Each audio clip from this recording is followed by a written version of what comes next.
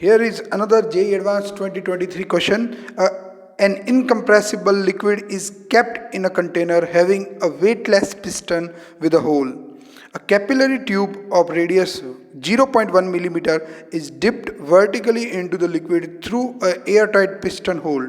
As shown in the figure, the air in the container is isothermally compressed from its original volume V naught to 100 by 101 V naught with the movable piston. Considering air to be ideal gas, the height h of the liquid column in the capillary above the liquid level in centimeter is. We have been given surface tension of the liquid, atmospheric pressure, acceleration due to gravity, density of liquid and contact angle of capillary surface with liquid is zero. ये information अपन को given है. अब ये हमारे पास एक question है जो थोड़ा सा जो इसका बेसिक डेरिवेशन जब हम करते हैं उससे थोड़ा डिफरेंट है, क्योंकि बेसिक डेरिवेशन में जो कैपिलरी की जो टॉप सरफेस है जहाँ पे एयर है वहाँ भी एटमॉस्फेरिक प्रेशर होता है और एयर की जो लिक्विड की सरफेस है उस पर भी एटमॉस्फेरिक प्रेशर होता है. यहाँ पे लिक्विड की सरफेस पे हम एक्स्ट्रा प्रेशर क्रिएट कर रहे हैं यूजिंग द पिस्टन सिस्टम. उसकी वजह से हम जो है एक्स्ट्रा प्रेशर क्रिएट कर रहे हैं. तो हम जानते हैं कि ऐसे में अगर किसी कैपिलरी के अंदर कोई फ्लूइड है और उसका राइज हमको निकालना है, मान लो ये जो है लिक्विड का लेवल है और लिक्विड के लेवल से एच हाइट ऊपर फ्लूइड है. लिक्विड की सरफेस पे जो प्रेशर है वो पी एस है और कैपिलरी के जस्ट अंदर जो प्रेशर है वो पी आई है और जस्ट बाहर यहाँ पे प्रेशर है वो पी ए एटमॉस्फेरिक प्रेशर है. तो हम जानते हैं कि बेसिक सिंपल फंडा है कि अगर हम लिक्विड में पी आई से एच हाइट नीचे आएंगे तो प्रेशर हो जाएगा P I plus rho G H and that is equal to P S. तो इससे हम बोल सकते हैं P S minus P I is equal to rho G H और कहीं ना कहीं हमारा यहीं से एच निकालने का फंडा आएगा. The problem is that we do not know the value of P I as well as P S.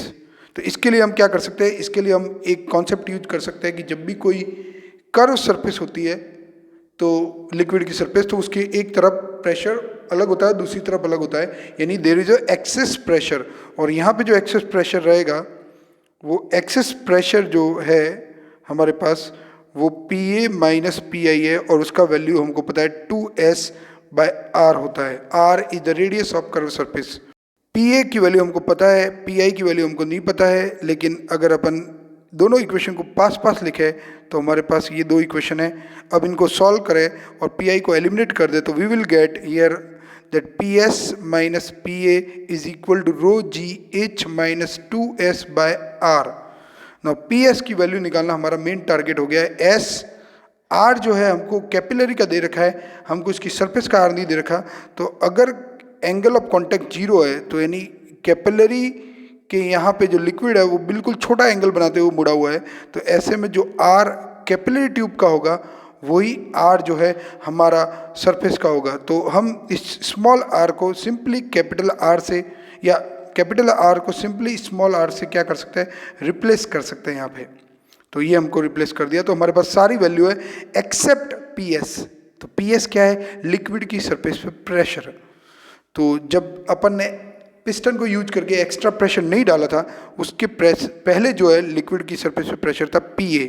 और हम जानते हैं कि यहाँ प्रोसेस जो दे रखी है वो आइसोथर्मल है. तो आइसोथर्मल की स्टेट इक्वेशन हो जाएगी P1 V1 equal to P2 V2.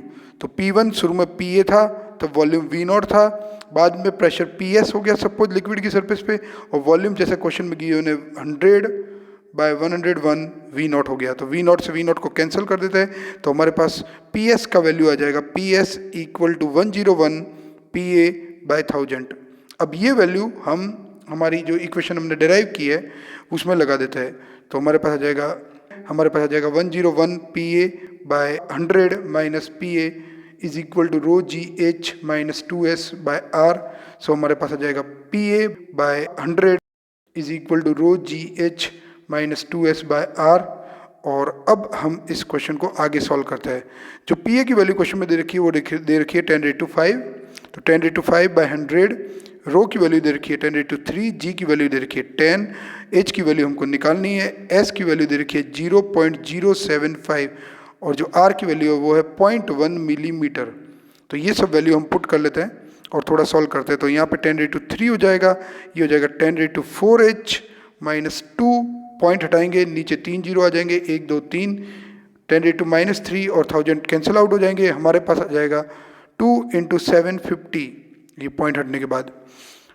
So we have 1000 plus 1500 is equal to 10⁻⁴h. So we have 2500 is equal to 10,000 h. So we have h in meter is equal to 1/4 meter, which can be written as 25 centimeter, which is the required answer. If you have any doubt, please write it in the comments. I will answer it. Please like, subscribe and share the channel.